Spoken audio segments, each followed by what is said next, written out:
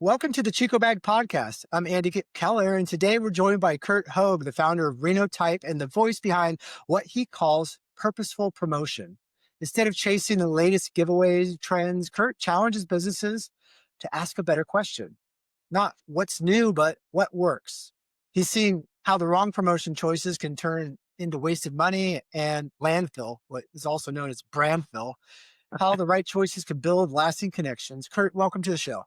Thanks very much for having me, Andy. So let's get started. So tell me a little bit about your journey and kind of, it seems like you're an expert in marketing promotions. Tell me about how you got here. Well, yeah, I am now an expert in it. And expertise just comes from time and experience. I've been in the space for 30 years, and it's been a learning experience the entire time. And most of the learning has come from really stupid mistakes that I've made. And I've moved on to the point where now I'm watching other people make stupid mistakes. So yeah, what are the big mistakes that people make that they can learn from your experience? The first big picture mistake, and this is maybe outside of the promotional products world specifically, but it's just advertising in general. And that is so many small businesses. By small business, I mean organizations with, say, less, $500,000 to maybe $2 million in revenue, which from a certain standpoint is pretty big. From another standpoint is pretty small. But these people want to advertise, but they expect advertising to magically bring them business. They think brand awareness is what it's all about. So they buy radio ads, billboards, TV ads, these things that get to millions of people, maybe, or tens of thousands, but not necessarily the people you need to reach. And it has to reach them with this really generalized message that has virtually no impact. So they spend tens of thousands of dollars a year and then get mad at the media outlet when nothing happens. Let's be honest, with that kind of media, there's no way to track whether anything actually happened. And that's part of the problem. So that's where I got into talking about purposeful promotions. I think instead of spending an advertising dollar, you need to invest an advertising dollar. And that means you have to, at least in your head, have an idea of how you get from my advertising dollar in this media to an actual sale. It may not be an instant sale, but at least the meeting that will get you to the person who has the decision-making authority to make the sale. If you don't have that path, don't waste your time. So what could someone do? Like if you're a small business owner, you got a million hats on, you're trying to do everything. Like what's the first step? Well, I can nail it down pretty simply, actually. The first thing is defining an audience. Who are your likely customers? And it's okay if you're a small business to get that universe really small, because if you start with only 10 or 20 or 30 or 50, it eliminates the need to do any sort of mass market work that costs a lot of money. And you can just focus directly on having success with those few people.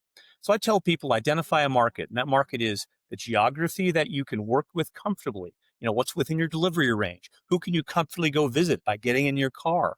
A market could be a metropolitan area. It could be, if you're in a big city, it could be the floor of a certain big building, but some geographic target. And then ideally figure out what a vertical market start with. You get many vertical markets, but if you get known as the expert in this geography for this one specific vertical market, it's a lot easier to sell to them. And point out within that vertical market, in that geography, someone is already the thought leader, top of mind with all of those customers. And if it isn't you, it's someone else. So your goal is to become top of mind with just that group of people. And if you start with a small enough group, it's actually really easy. And phone calls, visits, follow them on LinkedIn, put a sign on your car and drive it around the building. There's really easy ways to get to just that small number of people.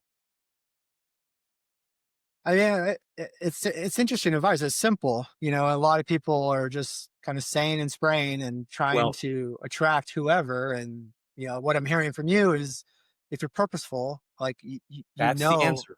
Yeah. You're focused on the small number of people. And when you look at it that way, it seems really easy, right? Yeah. And I'll tell you, if you do it effectively, can I share a brief story of how this very strategy worked for us? So, among other things, we sell printing and direct mail. And I made a decision. I don't know. I think it was the COVID year, 2020, to because there wasn't a whole lot of work. Things are pretty weird. I knew one kind of work that did exist was political mailing. There was an election in Yes. 2020, Yes. right? And so I picked an audience. I chose to pick. We're a union print shop, so we have a natural uh, uh, Democrats and people on the left have a natural affinity for a union shop, and we're like the only one in the area, so it's pretty easy. So I worked really hard to make sure that everyone who was in the Democratic Party or a Democratic candidate knew who our company was, and we had great success that first year. In the next election cycle, which was just a few years ago, I started making sales calls again. And I called the guy who was the new party chair in the state capitol in Carson City for the Democratic Party. I'd never met him. I'd never heard his name before. I probably got his name off of a mailing list or LinkedIn or something like that. But I called and left a message. And the message he left was, "Hi, I'm Kurt from Renotype. We've never met. You've probably never heard of me, but at some point, you or someone in the party in your community is going to need printing and mailing. I just want you to know we're a union shop and you can call on me." I just left that message. Went on vacation. When I got back, there was a message from him on my voicemail that said, "Hi, Kurt. I know who you are. Of course, I know who you are. Everyone knows who you are. How did you do that?" Wow, that's great. That works. And to this day, now I don't have to sell. I've conquered that market. They call me. Now I'm moving on to others, and there's a few others that we've done it with. Nonprofit agencies is one, and there's some other that we're targeting the same way, one at a time, one vertical, one geography at a time. Huh. I think it's I'm thinking of my own business. I'm like, gosh, we're trying to sell to so many different groups of people and When you're selling everything to everyone, you can't succeed because you've got a message that's so scattered it can't resonate. It can't resonate strongly with anyone. Pick a yeah. small enough audience, and you can resonate with them. Once you own them, then move on to the next one. So you mentioned mistakes and and I know you've seen a lot of customers make mistakes, didn't take the good advice. Can you share some examples of Yeah. like mistakes that we all should know about and Well, some learn from? Uh, we sell a lot of imprinted promotional products, and this is perhaps the most misunderstood advertising revenue or advertising medium that there is. And I know that ChicoBag plays in this space as well as more retail spaces. So, like, I'm a client and potential client of yours, and I've bought product from you before. Um, the number one mistake people make is they call me and they say, "Hey, I need a giveaway." I'm like, "Okay, what does that mean?" "Well, I just need some crap to give away." And I always ask the question, well, why? Why are you giving this away? Goes back to what I said originally. How do you draw a line from this advertising spend to the desired outcome? And these clients don't have any. They just think, oh, well, I'm going to a trade show. I have to give crap away. No, you don't actually. I mean, I don't know what the statistic is, but if after a trade show you go and look at the garbage cans, the dumpsters right outside the door, there's probably tens of thousands, maybe hundreds of thousands of imprinted promotional products stuffed in the garbage can there. So don't buy it at all. If your only point is just to give crap away, it's a nuisance on the way to the dump. No one wants it and no one needs it. Now, with that said, I'm not saying promotional products are a bad marketing spend. Done right, they're the best way to market. Hardly anything is better because if you come up with the right product for the right reason and give it to the right person at the right time, they will keep it forever and think of you every time they do it. Um, I wasn't planning on talking to you today, so I'm going to do something some people might think is gross, and I'm going to take off my shoe right now and show you what I'm wearing on my feet. Is that out of line? No. Okay. All right. Well, here you go. These are the I'm the Reno type socks. Yes. Now, a lot of people would say, why on earth would you give someone a branded sock? Because no one knows. I mean, people don't pick up their feet on a podcast and show them off generally, right? No. So why would you think that's a good promotional tool? Well, here's the thing. Yeah, branded apparel is something people can carry around, and it doubles the exposure of your brand. But think about what happens with socks. Everyone keeps them and everyone puts them in their sock drawer. Everyone does. So every morning when they get dressed, they open their sock drawer and they see your branded socks. Think about the cost per impression of those socks. They cost, depending on the quantity you buy, $5 a pair to $20 a pair. But they go on making impressions for years and years and years. In fact, I gave a pair to my podiatrist. I thought it was funny. And 2 years later, in the mall, he said, "Hey, Kurt," as I walked by him, he pulled up his pant leg and showed me the podiatrist was wearing my socks. Ha! That's powerful branding. So Yes. think about things like that. But don't give socks to everyone. Think about what's the venue through which you might give someone a pair of socks. Sorry, I'm struggling to put my shoes back on. Ha! Um, You know, I have this conversation with our customers a lot, because what we're making is kind of an elephant in the promotional products industry. We're making a high quality, sustainably made, ethically made, yeah. transparent supply chain, recycled content, everything, 5-year warranty in a world that, that people are trying to make this stuff as cheap as possible because they want to give away 3,000 of these things and they have a budget of $3,000, Yep.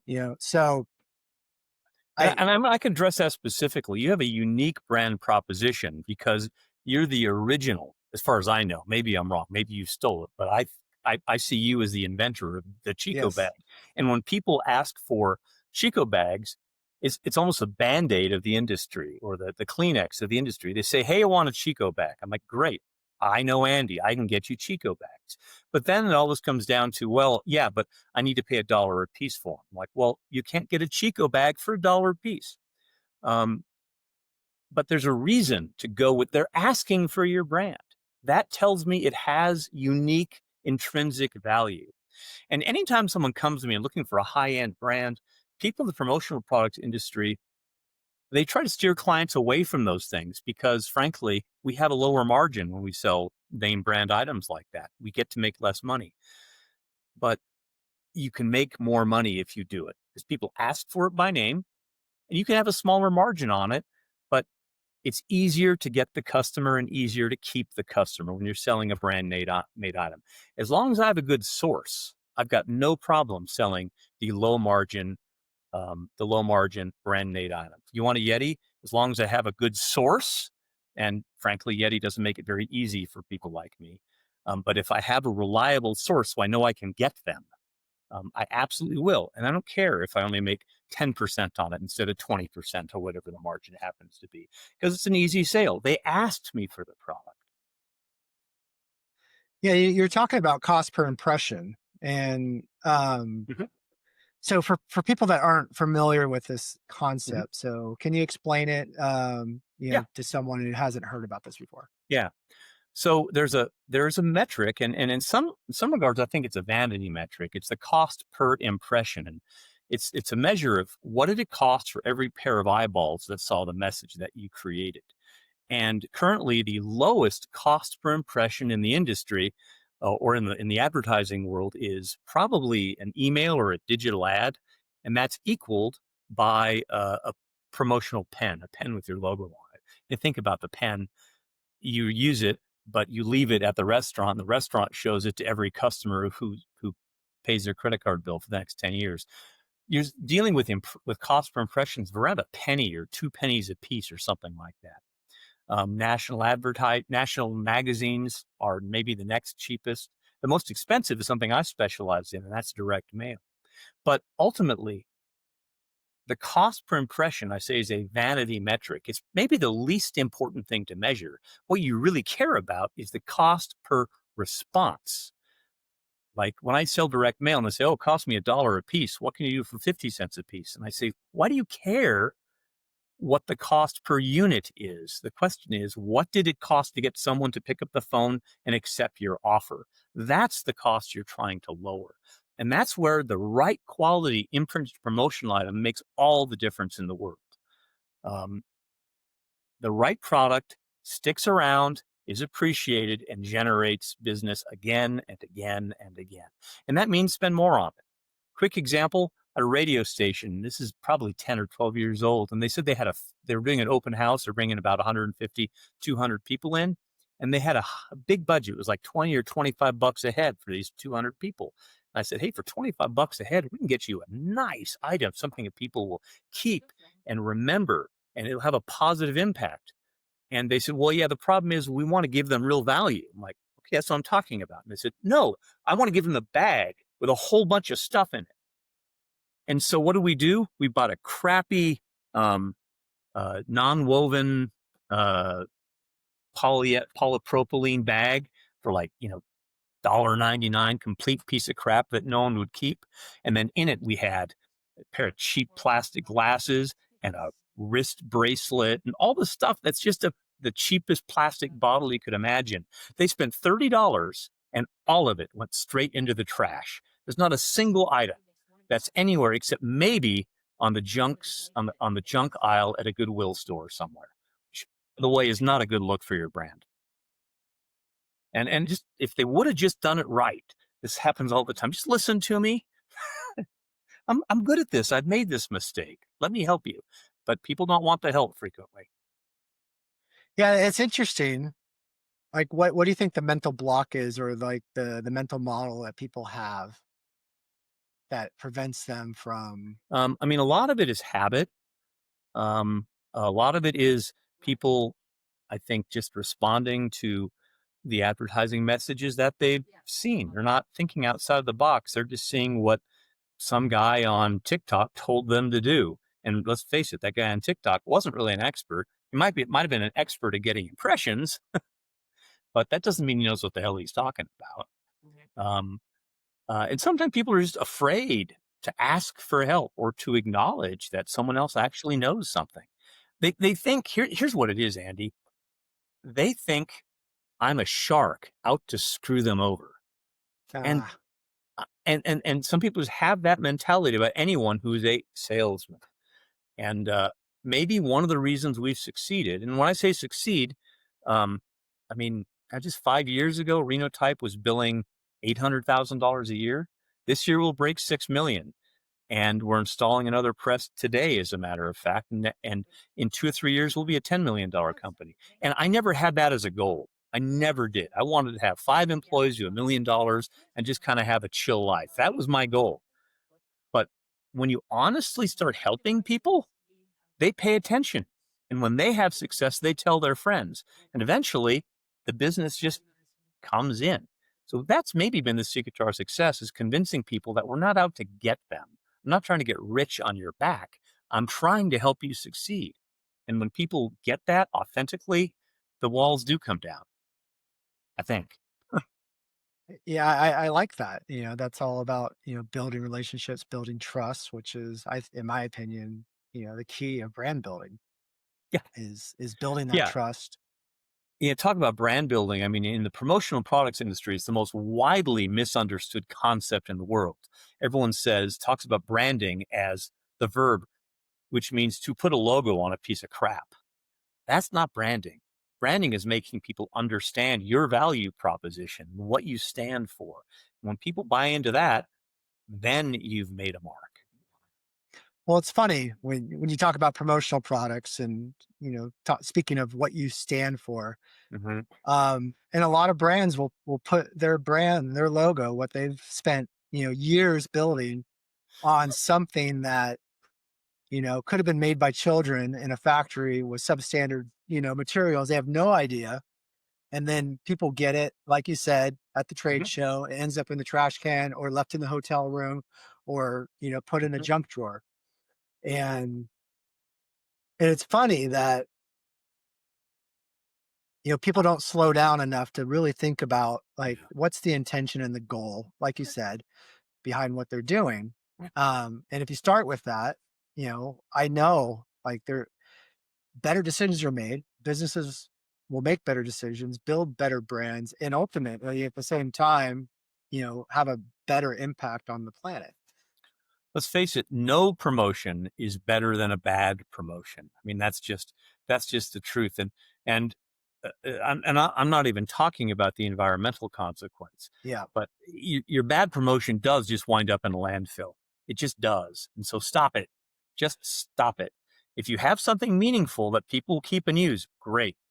My favorite screw up that people make in terms of branded merch and doing it totally wrong is they want pens because it's the best advertising medium as far as cost per impression. And so, but what do they want? Well, if the cost per impression is low. I want as many impressions as I can, which means let me get the cheapest pen I can find. And they press me, can you get me a 19-cent pen? And yeah, as a matter of fact, in the industry, there are pens I can sell you for 12 cents a piece, in certain quantity, but it's going to stop writing. Or maybe it won't write to begin with. So what's the value of giving someone a pen that doesn't write? All you're going to do is piss them off, and it's going to be in the landfill.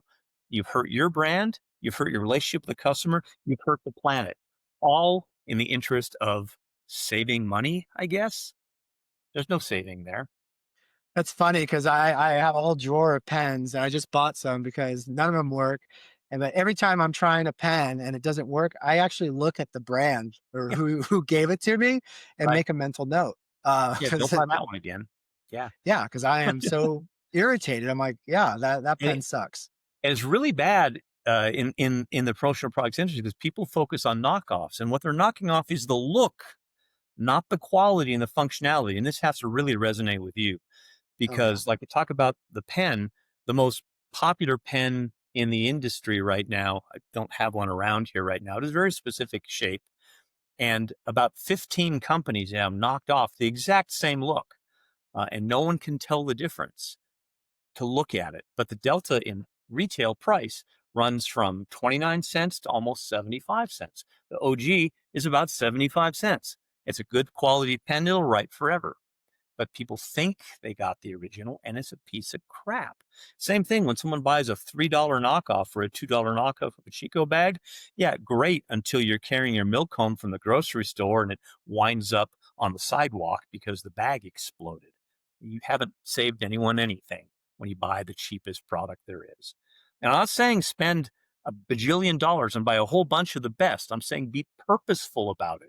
Yeah. Buy the good item and make sure you're giving it to people on purpose, people who will use it, appreciate it, and have the potential to have some value to you downstream because you gave it to them. Yeah, I have that conversation with people, I bet you when do. they converting, right? There's like, oh, I'm going to a trade show. I need 3,000 of something to give out to. I'm like, okay. Um, and I talk backwards, like what is the goal? Sure. And do you have to give it to everyone? So the idea is to create some like an ask. They have to do something to Yeah. earn the swag. And so Mhm. instead of just giving it out willy-nilly, like give it out to someone who gives you a business card or someone who signs At up least. for, a But trial or signing up for a trial is good. This business card thing. Here's another big mistake that people make. They go to a trade show, they spend all this money on a booth and on a swag, and maybe they're smart enough to take that step. Hey, I'll give you the Chico bag if you give me a business card. Real world, how many of them do something meaningful with a business card when they get back to their office? yeah, None of them. nothing. You know what they do? It's right here. This is box of random business cards that you collected. These are all mine. That's not it, but they've got a box of random business cards sitting on their desk. They didn't have any plan to do something with those cards. There's no database, or if there is one, they didn't take the time to physically enter it into the database. And if they did Yeah. that, is there a plan to automatically or manually reach out to everyone on it and follow up? Yeah, everyone says yes, but I know the truth. We're lazy. No one does it. So if you don't have the plan that you know you'll execute on to do something with the business cards you get, don't bother giving stuff away in exchange for a business card. And frankly, if you're not going to take that step, don't bother going to the trade show at all. You're wasting your time. You're feeling like you're marketing and selling. You're not. Sorry, can you tell I get fired up about this? No, I know that you got the wisdom and the passion. So that's why I'm enjoying our conversation because, gosh, I've made the same mistakes and I'm sure people listening to this, have made the same mistakes. So is there any other wisdom that you can, share with us? Well, yeah. This is just another story. It involves in printed promotional products. Advice that I gave someone that they ignored. And that was another open house. They had a budget of $1,000. They had a pretty big pile of people who were coming and they wanted items to give away. And they didn't have enough money to do a useful promotion. They just didn't. And I can't make them have more money. And it was their open house. So they had to give something to everyone. They felt they couldn't pick and choose because they invited all these people. So I told them, don't buy some cheap plastic crap from me or from anyone.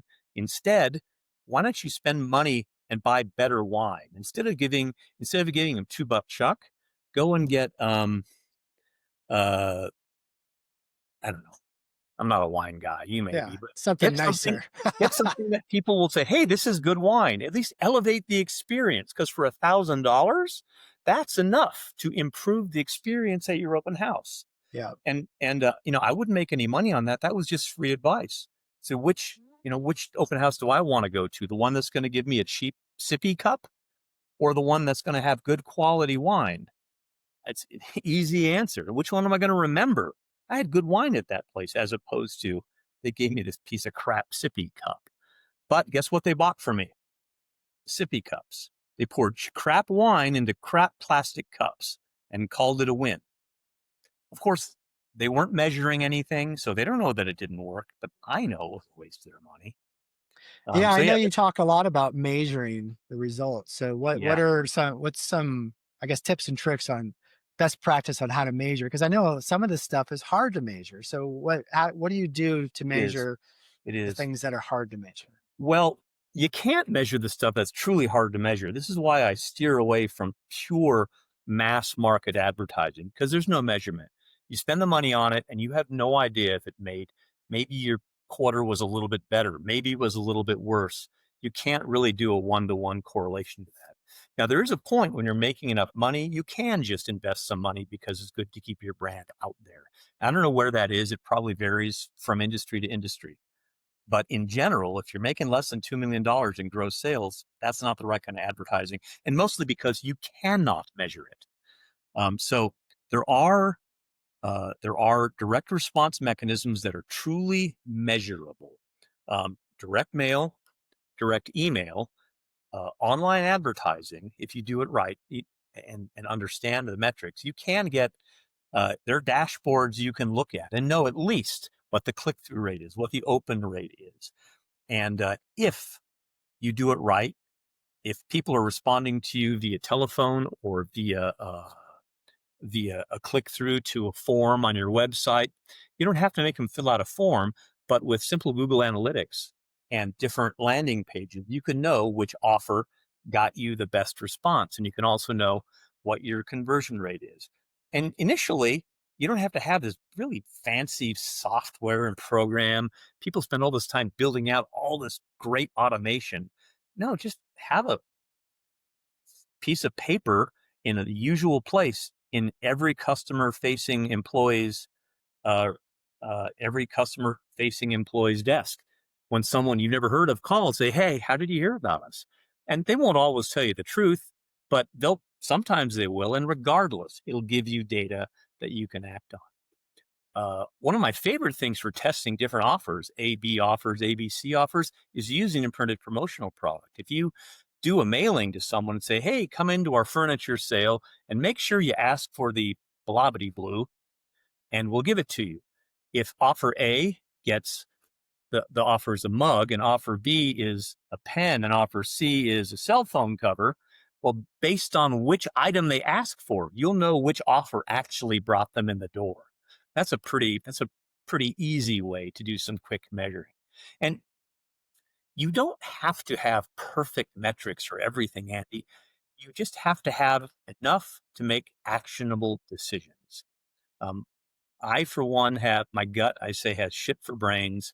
But if I pay attention to it, there are times when, as long as I'm trying to be open to gaining information, I can make good decisions based on the inputs coming to me. It's Yeah. trying. It's not being perfect.